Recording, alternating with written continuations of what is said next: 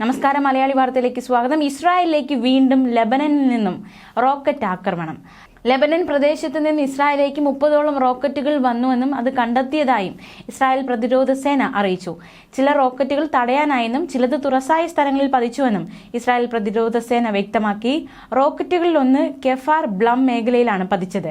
അത് കാരണം തീ പടർന്നു. അഗ്നിശമന സേനാംഗങ്ങൾ അത് അണയ്ക്കുവാൻ ശ്രമിക്കുകയും ചെയ്തുവെന്നും ഇസ്രായേൽ പ്രതിരോധ സേന വ്യക്തമാക്കി. ആളപായമൊന്നും ഉണ്ടായില്ല.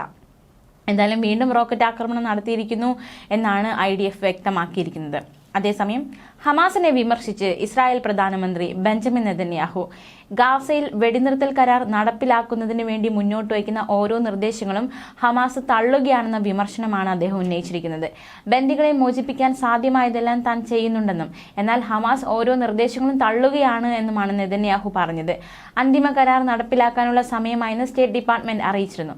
ഇതിന് പിന്നാലെയായിരുന്നു നെതന്യാഹു ഇത്തരത്തിൽ പ്രതികരിച്ചത്. ഗാസയിലെ തുരങ്കപാതയിൽ നിന്ന് ഹമാസ് ബന്ദികളാക്കിയ 6 പേരുടെ മൃതദേഹങ്ങൾ കണ്ടെത്തിയിരുന്നു.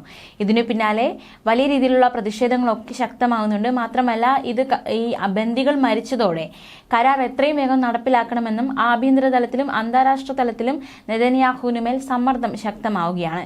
എന്നാൽ ഒരു രീതിയിലുമുള്ള സമ്മർദ്ദത്തിന് വഴങ്ങില്ലെന്നും ഈജിപ്ത് ഗാസ അതിർത്തിയിലെ ഫിലാദൽഫി ഇടനാഴിയുടെ നിയന്ത്രണം ഇസ്രായേൽ സൈന്യം വിട്ടു നൽകില്ലെന്നും നെതന്യാഹു വ്യക്തമാക്കി. ഈ മേഖലയിൽ നിന്ന് ഇസ്രായേൽ സൈന്യം പൂർണ്ണമായും പിൻവാങ്ങണമെന്ന ആവശ്യം മധ്യസ്ഥ ചർച്ചകളിൽ ഹമാസ് മുന്നോട്ട് വെച്ചിരുന്നു. എന്നാൽ ഈ മേഖലയുടെ നിയന്ത്രണം ഹമാസിന് വിട്ടുകൊടുക്കുന്നത് തീവ്രവാദികൾക്ക് അവരുടെ പ്രവൃത്തികൾക്ക് പ്രോത്സാഹനം നൽകുന്നതിന് തുല്യമാണ് എന്നാണ് ബെഞ്ചമിൻ നെതന്യാഹു പറയുന്നത്. ബന്ദികളെ മോചിപ്പിക്കാനാകുമെന്നും മാറ്റങ്ങൾ സാധ്യമാകുമെന്നുമാണ് നിഗമനം. എന്നാൽ ഹമാസ് അതിന് താല്പര്യപ്പെടുന്നില്ല. ഫിലാദൽഫി ഇടനാഴിയുടെ നിയന്ത്രണം ഒരിക്കലും വിട്ടുകൊടുക്കില്ല. അവിടെ നിയന്ത്രണം വിട്ടുകൊടുക്കുന്നത് ഹമാസിന് ആയുധങ്ങൾ കടത്താനുള്ള സഹായകമാകും. ഭീകരർക്ക് രക്ഷപ്പെടാനുള്ള സഹായമായി അത് മാറും. ബന്ദികളെ മോചിപ്പിക്കണമെന്ന ആവശ്യം നടപ്പിലാകണമെങ്കിൽ ഇടനാഴിയുടെ നിയന്ത്രണവും ഇസ്രായേലിന്റെ പക്കൽ തന്നെ ആയിരിക്കണം. ഇതുവഴിയുള്ള തീവ്രവാദ നീക്കങ്ങളും കള്ളക്കടത്തുമെല്ലാം നിയന്ത്രിക്കേണ്ടത് രാജ്യത്തിന്റെ തന്നെ ആവശ്യമാണെന്നും നെതന്യാഹു പറഞ്ഞു. അതേസമയം ഇസ്രായേലിന്റെ ആവശ്യങ്ങൾ പരിഗണിച്ചുകൊണ്ട് തന്നെ കരാർ നടപ്പിലാക്കുന്നതിനുള്ള മറ്റൊരു നിർദ്ദേശം കണ്ടെത്താൻ ഹമാസിനോട് ആവശ്യപ്പെടുമെന്ന് US സ്റ്റേറ്റ് ഡിപ്പാർട്ട്മെന്റ് വക്താവ് മാത്യു മില്ലർ അറിയിച്ചു.